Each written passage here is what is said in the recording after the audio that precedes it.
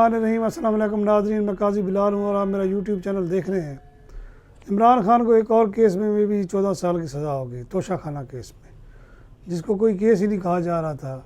और बड़े बड़े जो है वकला कह रहे थे तो 2 मिनट में उड़ जाएगा। सैफर के बारे में यही कहते थे 10 साल उसमें होगी सज़ा और 14 साल इधर होगी। और साथ साथ उनकी बीवी जो है बुशरा बेगम, उस बेचारे को भी 14 साल सज़ा हो गई। आप अंदाज़ा लगाएं कि किस तरह फौरी इंसाफ मिला है लोगों को। और उसके बाद अचानक ये खबर आई कि अडयाला जेल में वो खुद पेश हो गई और गिरफ़्तारी दे दी।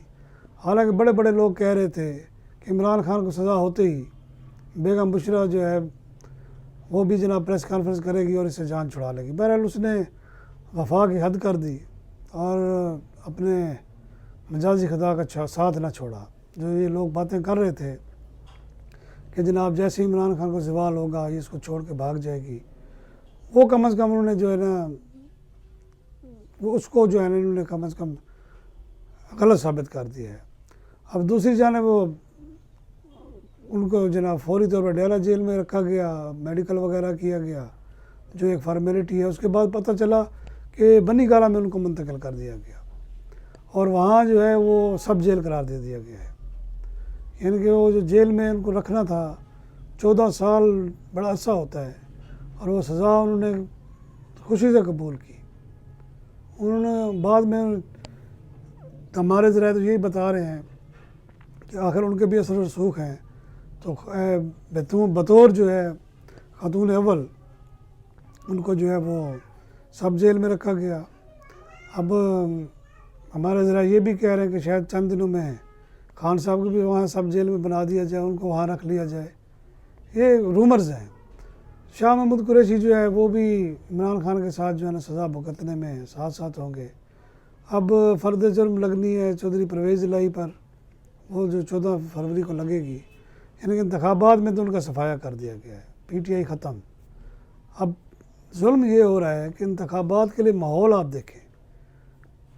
PTI का एक नामज़द तो नहीं था, उसको टिकट तो नहीं मिली थी।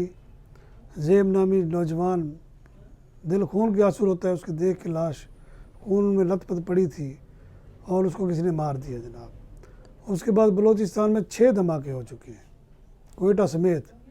उसके अलावा मच पर भी जो है दहशतगर्दों ने हमला किया। ऐसे में आप बताएं कोई पागल का बच्चा ही होगा जो इन हालात में जो है ना इलेक्शन वोट डालने के जाएगा। और सिक्योरिटी की सूरत हाल आपके सामने है। बहरहाल इलेक्शन कमीशन इजलास तो बुलाता रहता है, लेकिन वो वही फ़ैसले करता है जो उसको लिख कर दिए जाते हैं। उसकी अपनी कोई सोच है नहीं, ना उसके कोई फ़ैसले पर अमल होता है।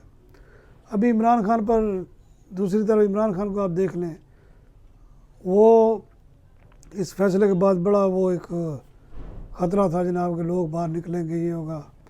भुट्टो के दौर में निकले थे, कुछ नहीं हुआ। इमरान खान भुट्टो से ज़्यादा पॉपुलर तो नहीं है ना, लेकिन उसके बावजूद आप देखें कि इंतखाबात का वो बाइकाट नहीं करा रहा। क्या पता वो कहते हैं कि जनाब कोई भी चमत्कार हो जाए, लेकिन मुझे नहीं लगता। जब वो प्लानिंग कोई भी करता है ना तो फिर पक्की करता है।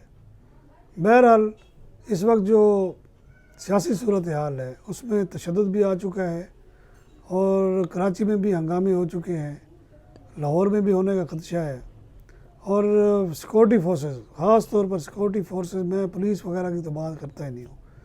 यहाँ फ़ौज को जो है ना बड़ा मोहतात और चौकस रहना होगा, क्योंकि इन इंतखाबात में आवाम से ज़्यादा जो है ना ख़तरा यही है कि इनको हसास इलाकों में टारगेट ना बनाया जाए। इसलिए इंतखाबात तो होते रहते हैं, लेकिन जान जो है वो पहले सबको बचानी चाहिए। ऐसी प्लानिंग करें कि कम अज़ कम दहशतगर्द जो है ना वो नज़दीक ना भटकने पड़े।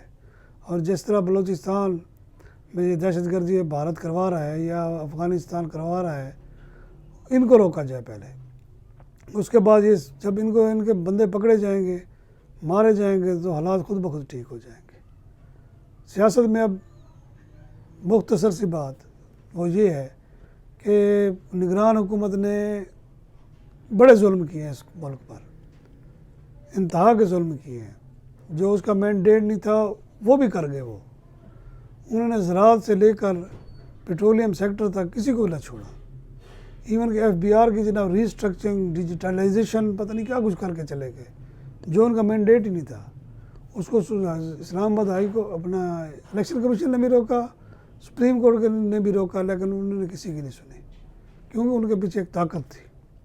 اب یہ جو انہوں نے ایک راتوں رات انہوں نے 13 روپے بلکہ 14 روپے میں تو کہوں گا پیٹرول کی قیمت بڑھا دی، اور اس کا براہ راست عوام پر اثر پڑا۔ پہلے ہی مہنگائی کنٹرول نہیں ہو رہی تھی، اس پہ اور انہوں نے ظلم کر دیا، اور ان کا مینڈیٹ نہیں تھا۔ اب نئی حکومت جو بنے گی چاہے جس کی بھی ہوگی وہ تو سر پکڑ کے بیٹھ جائے گی، اور ہم لوگ جو ہے تخت کی خاطر تختے پر چڑھنے کے لیے ہر وقت تیار رہتے ہیں۔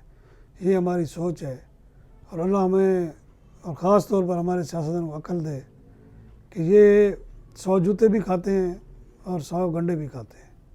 اجازت چاہوں گا، اللہ حافظ۔